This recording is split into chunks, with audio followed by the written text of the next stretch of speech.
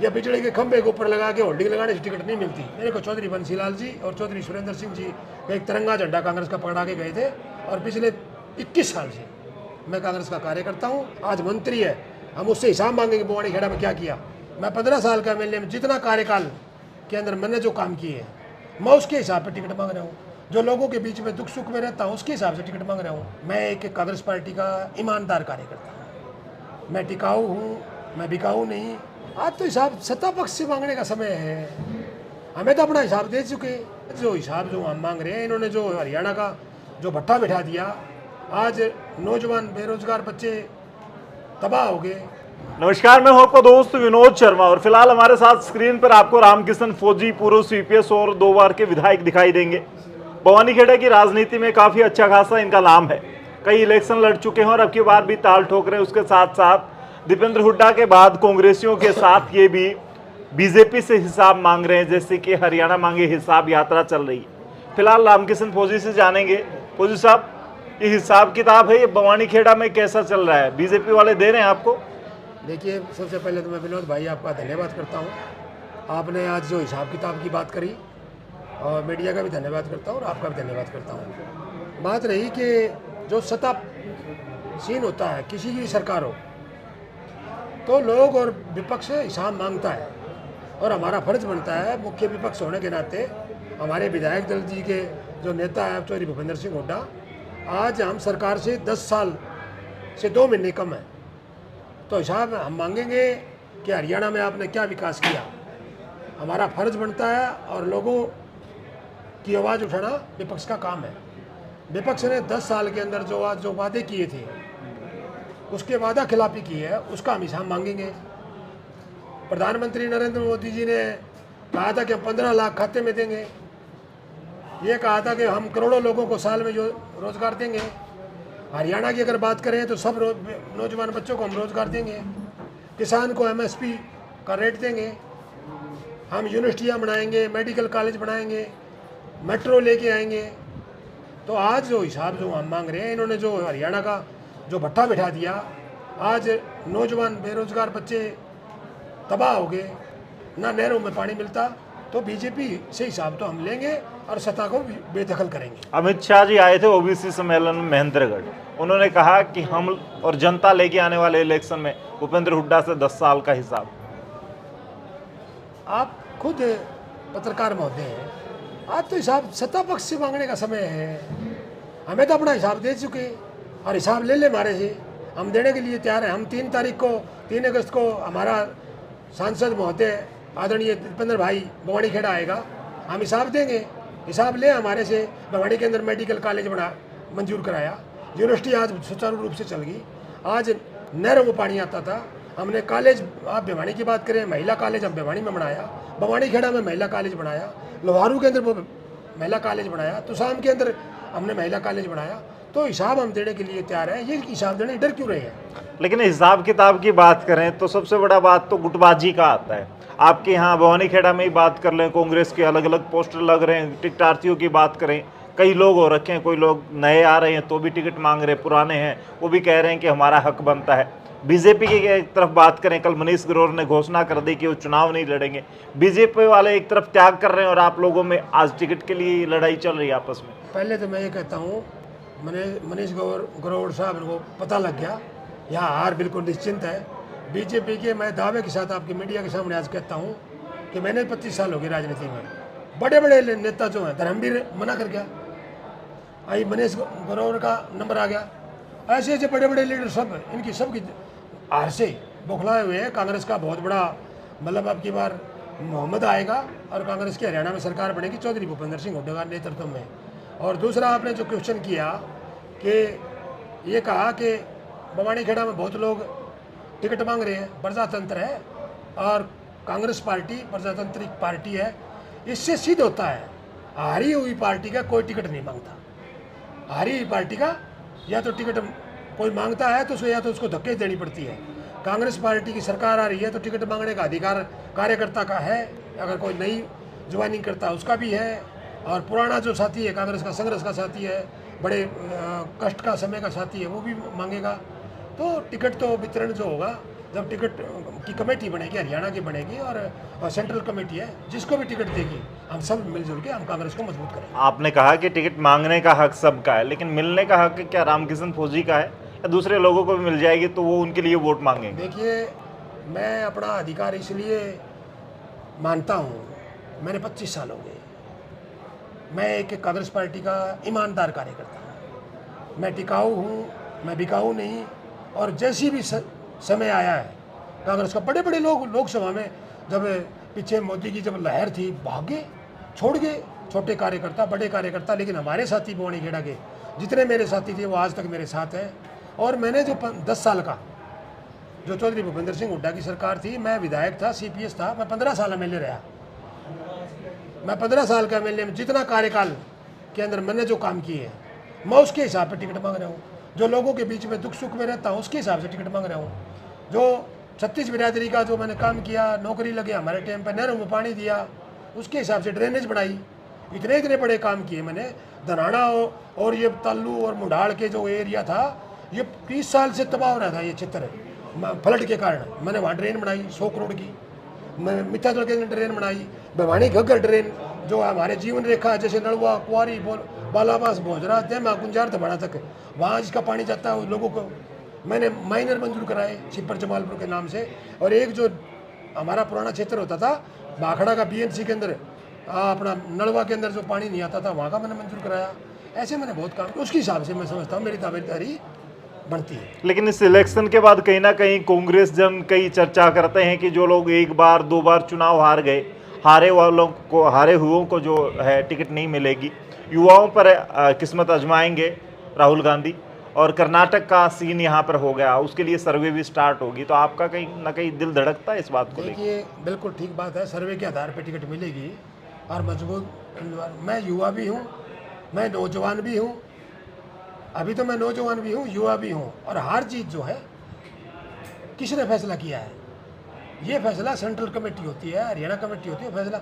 हार जीत कौन नहीं आ रहा? पीछे बड़े बड़े लोग आ रहे हैं, एक अबंडर फैला रखा था लोगों में। हार जीत तो होती रहती है, उसकी ईमानदारी इंसानियत है। मैं ये समझता हूँ, मेरा अब की बार मैं सुझाव भी दूंगा, मेरी अगर कांग्रेस के लीडरों से जब बात होती है, जैसे हिमाचल में जो हाल हुआ, कांग्रेस पार्टी की सरकार बन गई, कांग्रेस पार्टी के विधायक बन गए, बहुमत बन गया, उसके बाद में जो गलत आदमियों को टिकट दी गई है, गलत ऐसे आदमी जो बिकाऊ वोट थे, कांग्रेस के साथ विश्वासघात किया, वो बीजेपी के साथ चले गए। उसके बाद में स्पीकर ने उनकी सदस्यता डिसमिस की और डिसमिस के बाद में बीजेपी ने उम्मीदवार बना के लड़ाए। लोगों ने न्याय किया, जनता की अदालत ने न्याय किया, उनको सबको हराया। तो भवानी खेड़ा में भी ऐसे लोग हैं जो आने वाले वक्त में धोखा दे सकते हैं कांग्रेस को? नहीं, भवानी खेड़ा क्या, मैं तो हरियाणा की बात कर रहा हूँ, मैं किसी के बारे में कोई टिप्पणी नहीं करता। मैं अपनी बताता हूँ, मेरा जीना और मरना आखिरी कांग्रेस है। मेरे को चौधरी बंसीलाल जी और चौधरी सुरेंद्र सिंह जी एक तिरंगा झंडा कांग्रेस का पकड़ा के गए थे, और पिछले 21 साल से मैं कांग्रेस का कार्यकर्ता हूँ। और मैं विपरीत हुआ हूँ, मैं जब कांग्रेस का इतना खराब माहौल कर दिया था बीजेपी के लोगों ने, बहुत देश के गुमराह करके, उस टाइम भी मेरे 5,000 वोट और बढ़ जाते तो मैं चौथी बार मजबूत उम्मीदवार। ये नहीं है कोई दावेदारी पेश करने से, मीडिया में आने से या बिजली के खंभे के ऊपर लगा के होल्डिंग लगाने से टिकट नहीं मिलती।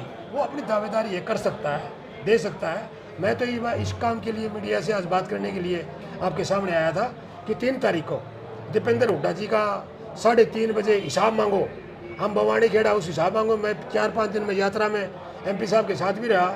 मैंने 25 साल के दौरान में इतना बड़ा हुजूम, या तो भारत जोड़ो यात्रा में राहुल गांधी का देखा था, उसके बाद में हरियाणा में आज तक इतना बड़ा आंदोलन बन गया ये हिसाब मांगो विपक्ष का।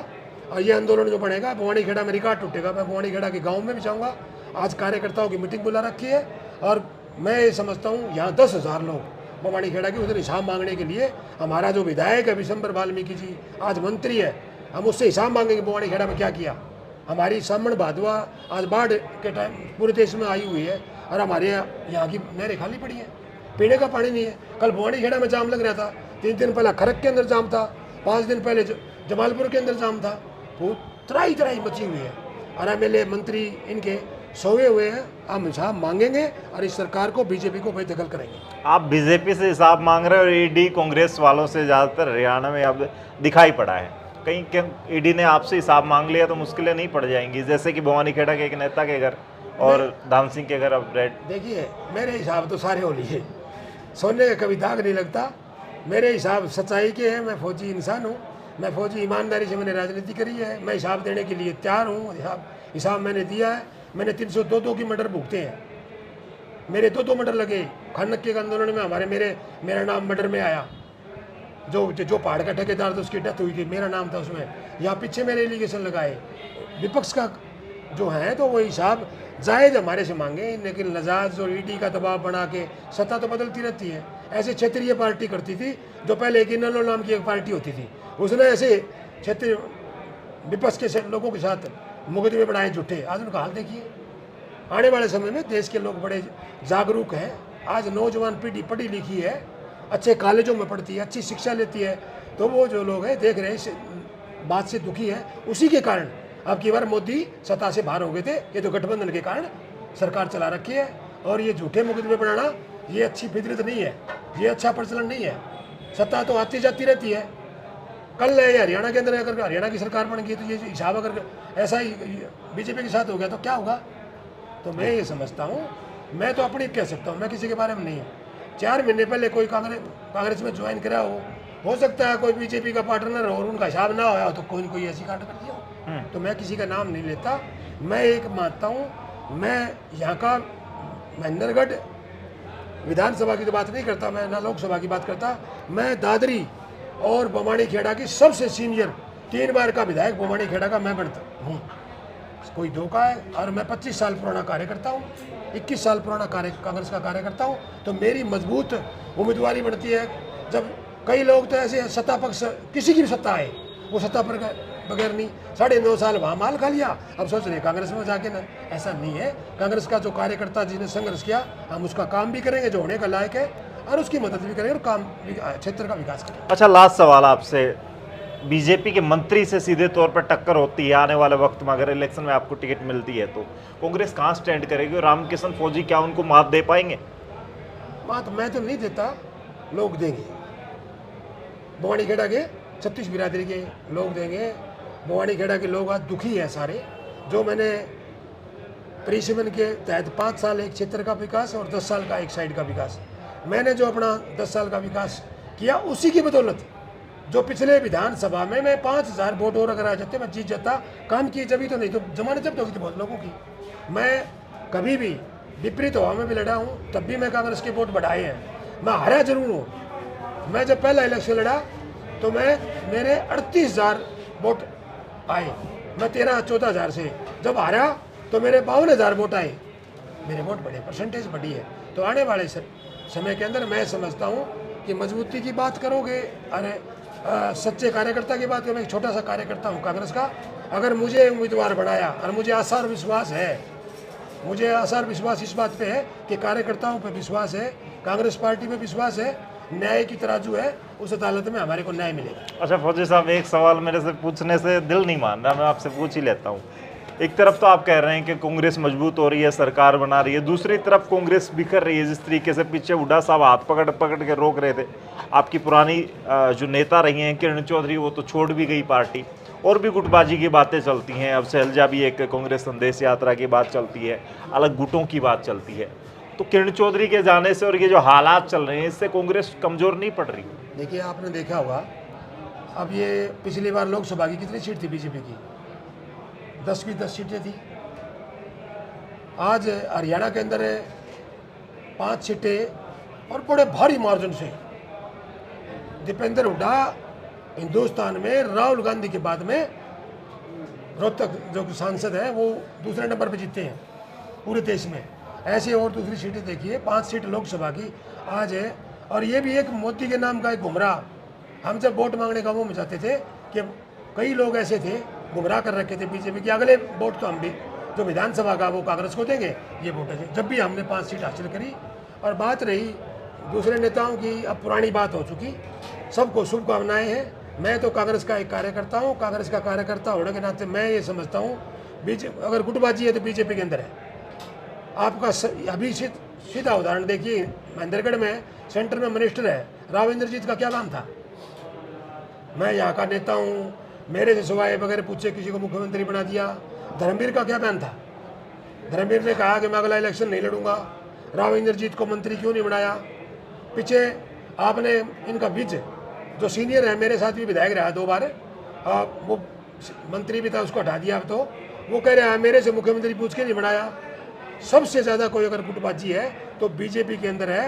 आज हालात देखना, बीजेपी की जब इलेक्शन डिक्लेयर हो जाएंगे ना, बीजेपी में भगदड़ मच जाएगी, एक दूसरे को हराएंगे, कांग्रेस विजयी होगी।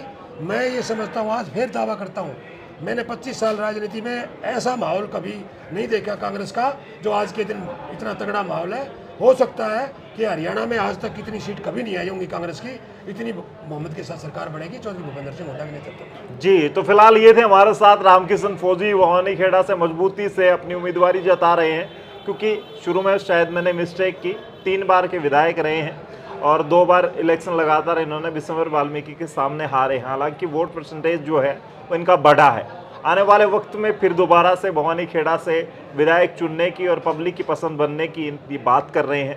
कांग्रेस से जो है हिसाब मांग रही है बीजेपी से, वो हिसाब आने वाले वक्त में वोटों के वक्त जनता किसका करती है, ये सब बातें हैं वो आप कमेंट में लिख सकते हैं, इस वीडियो को शेयर कर सकते हैं। तब तक के लिए धन्यवाद। राम राम, जय हिंद।